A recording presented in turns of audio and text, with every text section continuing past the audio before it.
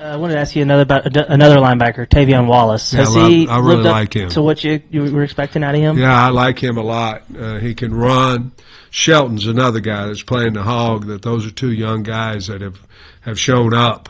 But I really like Wallace and has done some really good things. I think he'll help us in a lot of ways, but I know he'll help us on special teams. And that's how a lot of guys get their start. They get on the field, they make plays, and the next thing you know, they're playing on defense.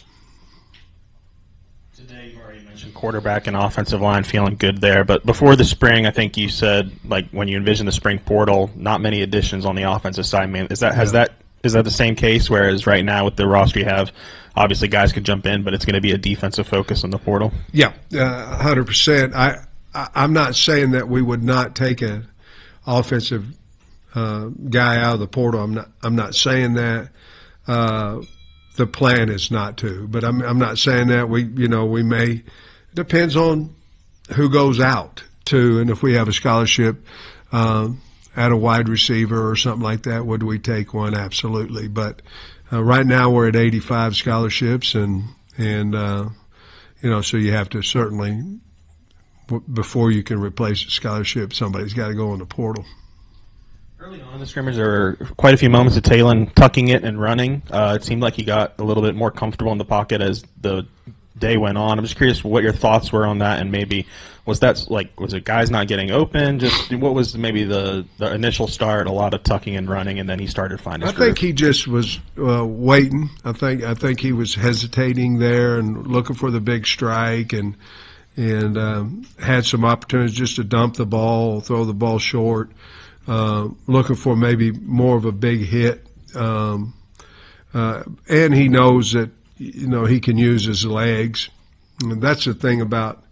There's a lot of reasons that are tough in the spring on a quarterback because he can't get hit, and a D lineman can't hit him and all that, but he also can't show his athletic ability. And a lot of times you go and you might forget it. In other words, he runs out of the pocket and he goes down the sideline for 70 yards. You go, man, that was a good tuck, a good no throw, you know what I mean? Or he runs out and gets sacked and you're going, man, you should have thrown the ball. So those are very difficult in the spring to evaluate, except, when I talk to the offensive staff and coach, he just needed to get rid of the ball a little bit, throw it on rhythm a little bit faster. And then I guess going to years past, have you noticed a difference in the energy amongst the group in that first Tuesday practice leading up to the red-white game? Well, I like the team. I like the camaraderie of the team. I like the age of the team. Even the young guys are mature. It's fun to get up in front of them and talk to them and coach them, and you don't see the head hanging or the look of coach don't know what he's talking about when Scott's up there in special teams, from when I'm talking to him, where the coordinators are talking to him, the position coaches. It's just been a team that it's amazing how you put a team together. It is nowadays. And I think that's everywhere. Obviously, we've had our fair share of guys, in the portal. But I just like the group of guys. I think it's a lot to have to do with the leadership of Talon and Sorey and Dix and those guys, Devin Bell. But I do. I like this team. I like the physicality of the team. I like the speed of the team. And I like the character of the team. I guess for you as an individual, how do you handle the busyness everywhere of managing spring football practices as well as the portal? I don't know. I can't say that because I said I don't know one time. I got all beat up on it. I do know. That was a joke. My Lord. A lot of hours, a lot of help, a lot of film watching, a lot of phone calls. We have needs. First of all, you have to figure out where your needs are, and then you have to go find them, and that goes from the coach to me to Remy to whomever. There's a lot going on. Do I wish that we would have one portal? Yes. I do. I think it's very difficult after you've gone through a spring to find out what your team's, because that's why you have spring ball. What's your team going to look like after spring ball? And then the portal opens for 10 days after that. I'm not for sure. Well, the portal opens whenever you're, the 16th. So whenever you decide to have your spring over, I just think it's very, very difficult because not only do we, the state, need to know who's on our football team and what kind of football we have, the players themselves need to know who's on the team and who's going to stay with the team. So it's very difficult. The hours are strong right now, but that's why you pay you, and that's why you call you the head coach. So I'm excited about all that, but I'd be lying if I told you I'm excited about the portal open tomorrow. I don't think any coach in America is. And then what has been your impression of Monte Harrison, a guy at wideout who's been, I think, running with the twos, but is, over the last few practices made some good grabs? Made some plays, made some one-handed catches, made some one-on-one contested balls, 50-50 balls. Just his consistency, if he becomes more consistent with urgency and route running and all that, I think he could move up even higher than that, which I think he will. Obviously, you imagine you going and playing baseball for a long period of time and then coming back to football. It's just different. But I'm very proud of him. He's made plays. I think he'll make more as soon as he understands everything a little bit better. Sam, sitting in the stands watching the scrimmage Saturday, it looked like Quincy Rhodes really played well. Is that kind of how you graded out and stuff? Yeah, he did. That's one going in. The great thing about coaching, and it doesn't matter where it's high school, junior high, whatever, you've got a guy and you're going, well, man, he's got talent, but I don't see him making plays or, whatever it may be. And there was really those three guys with Ian Graffard and Danny and Quincy Rhodes. Those guys were going, man, they're very talented.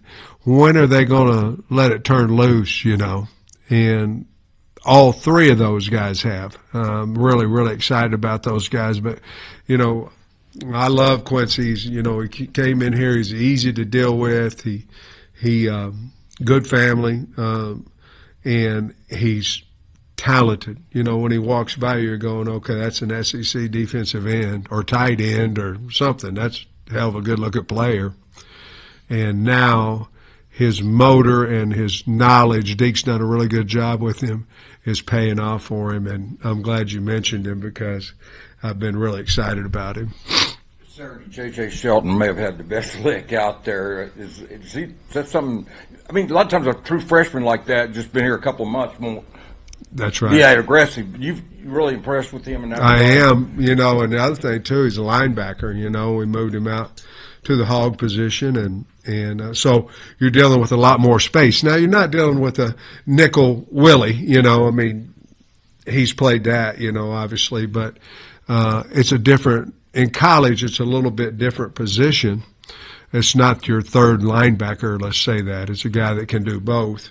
But I tell you, he gets better all the time, and I think he's going to be a really, really good player for us. And you're right, he had a hell of a lick on Saturday. Cross Johnson, a lot of fans, they didn't know much about him. The fans didn't when he first got here, but it seems like he's another kid that's getting better every practice and stuff. Yeah, I think he's we're certainly, we try to get in that top six. He's right in there right now. Again, I think he's got the talent for that. I think once he gets everything smoothed out a little bit more and breaking away from defenders and route running and consistent urgency, I think because he's very, very talented. He wants to be good, so I think he'll just keep improving. Got a lot of speed. When we move to the newer model with the revenue sharing and NIL deals have to go through the clearinghouse, I think it's like $600. Do you think we'll see more parity in college football, or do you think we'll still see a lot of workarounds on the NIL side of things? I think both. I think it should get us even again. We've got the same amount of money as somebody else. We have a player that's worth X amount of dollars. We didn't say this is how much you're worth. We did in the revenue sharing, but we, outside of that, we didn't say that. A committee said that. These numbers of millions of dollars and all that, where you can earn outside of revenue sharing, man, I don't see. I mean, it's going to be difficult.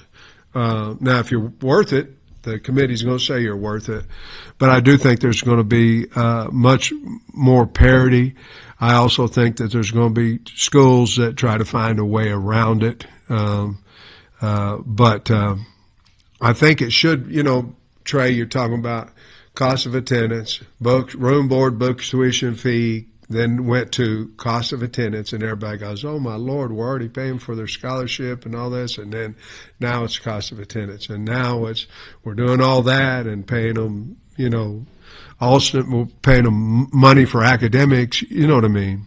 And so I think everybody would agree it got out of hand there for a couple of years, and the parity financially was certainly not there. And I think it takes us back to me where we were when we first came in here. What is fair, and what do they have, and what do I have?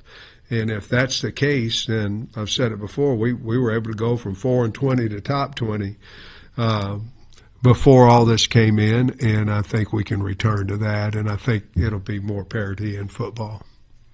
As far as high school recruiting right now, I know you can't comment specifically, Yeah. but you got around a dozen commitments. You feel like you're a little ahead of pace where you normally be? Well, we are. Number-wise, we are ahead of pace. I think what happens with that, Trey, then June can be a little more selective, which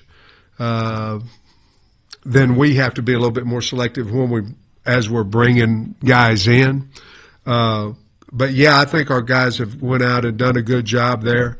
It depends on what you want to do. Do you want to spend, all your money to get a top 5 class in the country, and then not be able to pay the guys on the team?